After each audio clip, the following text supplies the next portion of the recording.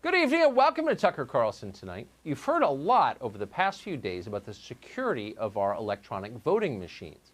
And this is a real issue, no matter who raises it or who tries to dismiss it out of hand as a conspiracy theory.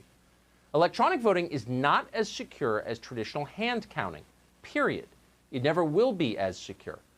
Voters can see this because it's obvious and it makes them nervous. And why wouldn't it make them nervous? Our leaders have given us every reason not to trust technology. The people now telling us to stop asking questions about voting machines are the same ones who claimed that our phones weren't listening to us. They lie. We all know that. Other countries understand it. They don't use electronic voting because they know it undermines confidence in democracy. A system cannot function if no one trusts the vote. And that's true here too, as we're finding out. Going forward, we need to find out exactly what happened in this month's presidential election. We need to find out no matter how long it takes the investigation to unfold or how much it costs. And once we get answers from that investigation, we ought to revert immediately to the traditional system of voting, the one that served our democracy for hundreds of years. What we're doing now is not working. That's an understatement. As of tonight, the state of New York still hasn't managed to count the votes in 5 House races thanks to mail-in voting. That's a disaster. Let's stop pretending that it's not. But at the same time, we shouldn't let our focus on voting machines distract us from all that happened earlier this month. The 2020 presidential election was not fair. No honest person would claim that it was fair. On many levels, the system was rigged against one candidate and in favor of another.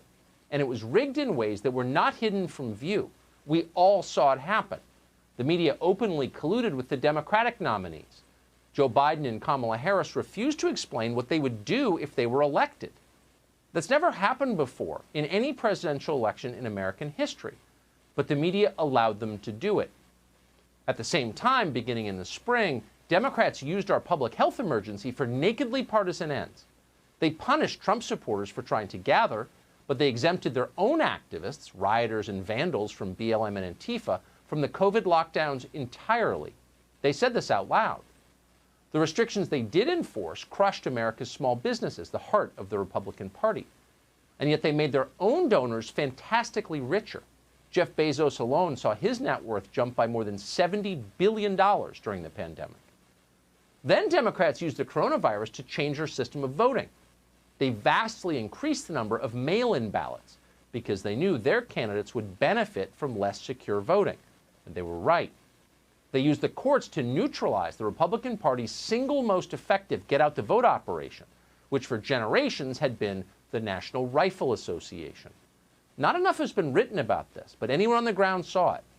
Thanks to legal harassment from the left, the NRA played a vastly reduced role in this election, and that made a huge difference in swing states like Pennsylvania and others.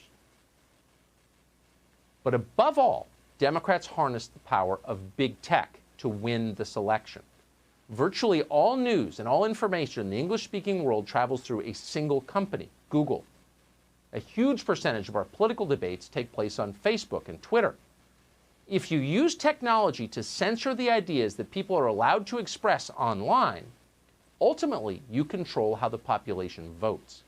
And that's exactly what they did. They rigged the election in front of all of us, and nobody did anything about it.